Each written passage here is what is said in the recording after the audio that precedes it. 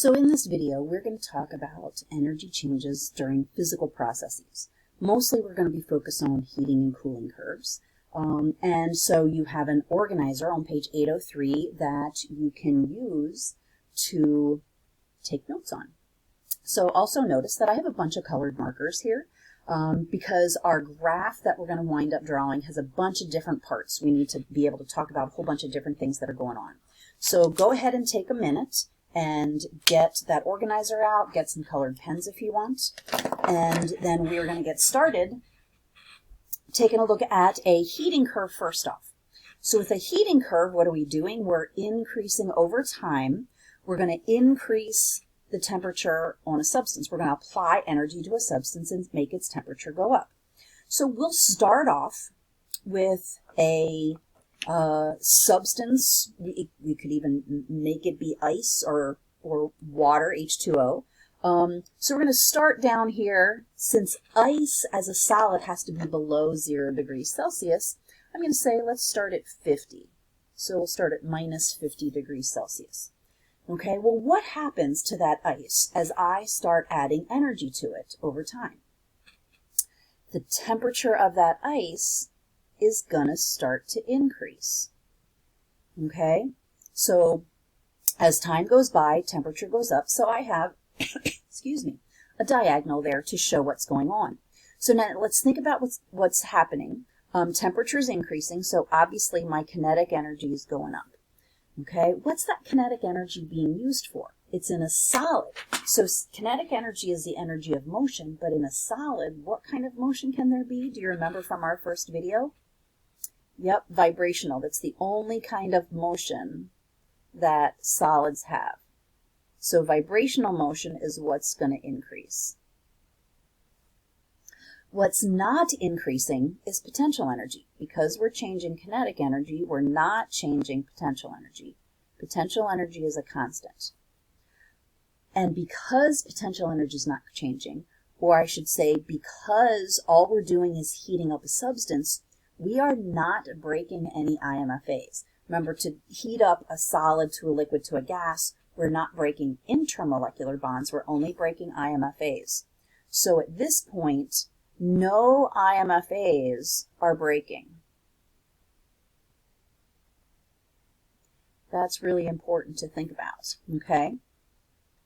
So now, in order to calculate the energy, so there's the qualitative idea. Let's think about the quantitative idea. In order to figure out the energy change, so I'm going to call this Q1. In order to figure out the energy change at Q1, what do I have to do? Well, it's a temperature change. So do you remember the heat constant from the most recent video that we did? What's the heat constant that I need to use if I'm changing the temperature of a substance? Specific heat.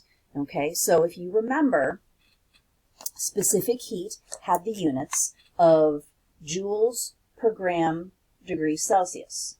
So specific heat equals joules per gram degrees Celsius. Okay, so we need to use that in order to figure out Q. But now what is Q? Q is joules. So to figure out Q from the specific heat, what other pieces of information do I need? I need the mass of the sample, and I need the temperature change of the sample. So to figure out that calculation, to figure out Q, I need to use the equation M for mass, C for specific heat, and delta T for the temperature change. So if this was water, at this point, this would be 0 degrees Celsius, right? So if I had 100 grams of it, I use the specific heat of water, which remember is joules per gram degree Celsius, and I do delta T, which is 50 degrees, I could figure out Q because I have grams times joules per gram degree Celsius times delta T is also degrees Celsius. So what's going to happen? Grams will cancel out, temperature will cancel out, and I'm left with joules. So that's what I can do to figure out how much energy is actually involved in order to get this quantity of ice. Now, I don't know how much ice I have, so I couldn't actually do this calculation. If I knew how much ice I had, and I looked up what the specific heat was, my delta T for ice at this point is going to be 50, I could figure out how much energy it's actually going to take to accomplish this task.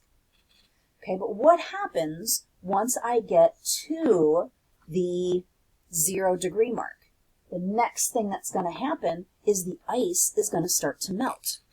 Okay, ice starts to melt. What am I doing? I'm breaking IMFAs, but I'm not changing kinetic energy. So when ice melts, you actually wind up not having the temperature change, which is really kind of cool.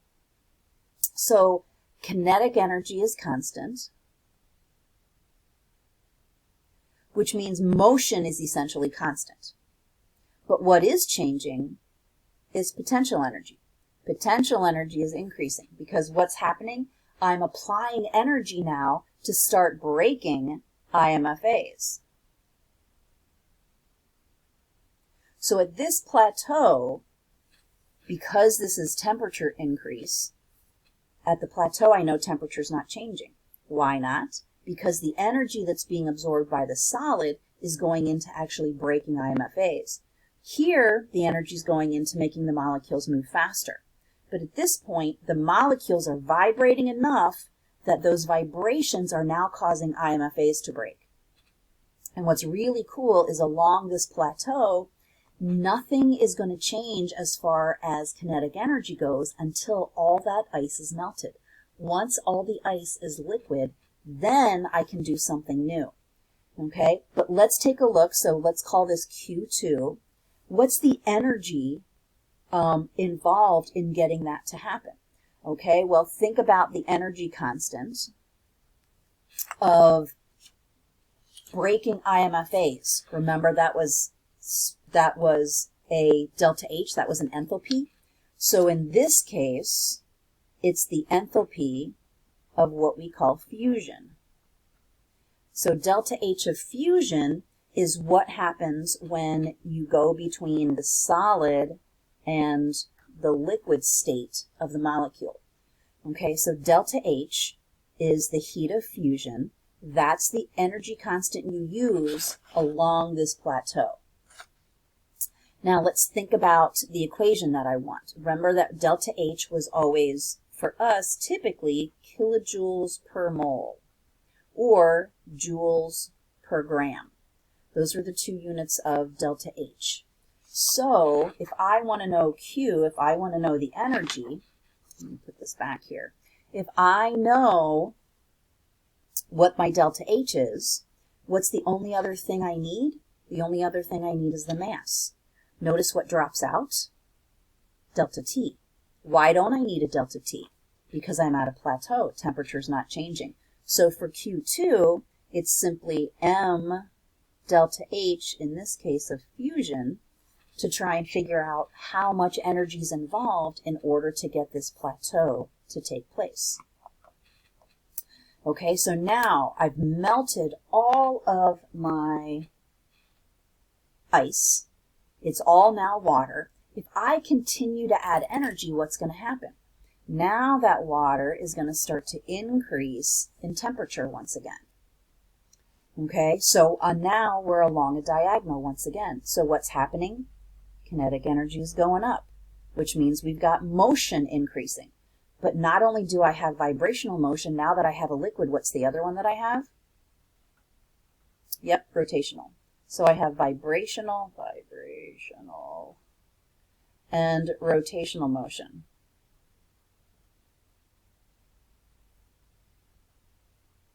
So as I heat up the water, more and more vibrations happen, more and more rotations start to happen. So I have a lot more movement going on up here than I do down here. But what's not changing? The potential energy is staying constant, which means that even though I've got more motion all along this diagonal, I don't have any breaking of IMFAs.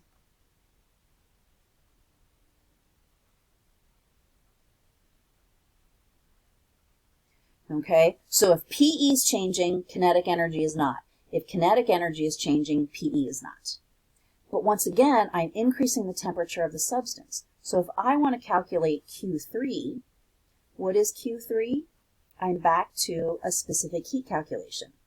But now, instead of using specific heat of the solid, which is what that is, I'm going to use specific heat of the liquid, but I'm still going to use the same equation, mc, but this time of the liquid, delta T. Again, all of these constants I would have to look up or give you, or you would have to look up, or I would give it to you in order to be successfully answering that question.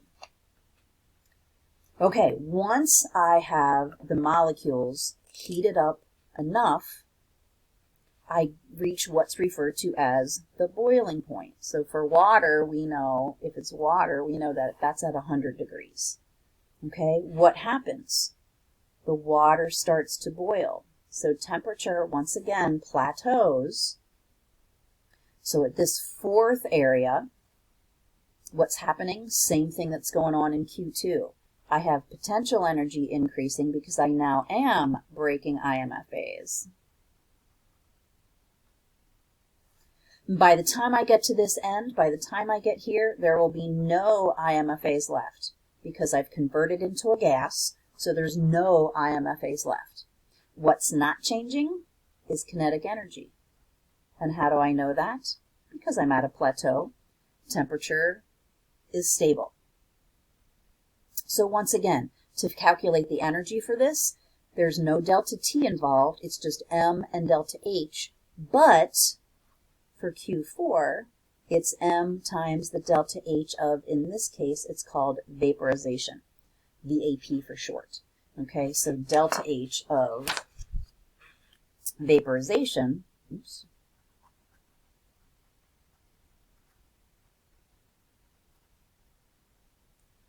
is where you're going between liquid and gas. Okay, so you got three constants. Specific heat could be different for solid, liquid, and gas. Heat of fusion, which is between solid and liquid. Heat of vaporization, which is between liquid and gas.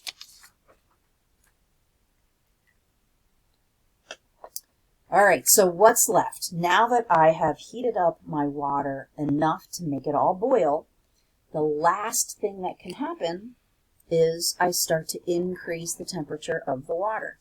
So as the temperature of the water starts to rise, what's happening? Same thing as Q1 and Q3. Kinetic energy is going up.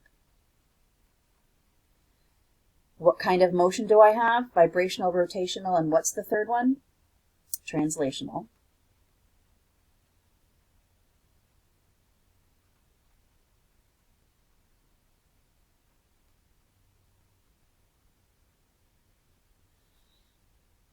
And what's not changing? Potential energy. So all my IMFAs are gone. At this point, all my IMFAs are broken. There's no need for me to worry about potential energy because I can't increase it anymore.